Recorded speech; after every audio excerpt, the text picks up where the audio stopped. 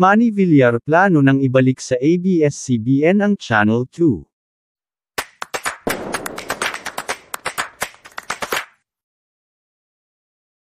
Pinagpaplanuhan na umano ngayon ng former Senator Manny Villar na ibalik ang dating pagmamay-ari ng ABS-CBN na Channel 2.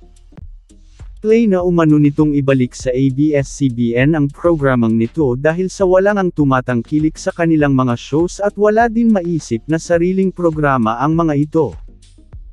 Ngunit mayroon itong isang kondisyon, magiging partner siya ng ABS-CBN kung papayag ang estasyon at pumayag na umere ang lahat ng programa ng ABS-CBN under AMBS.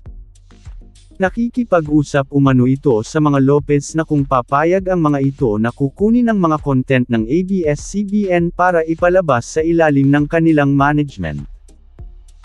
Sa madaling salita, magiging isang content provider ang ABS-CBN sa AMBS.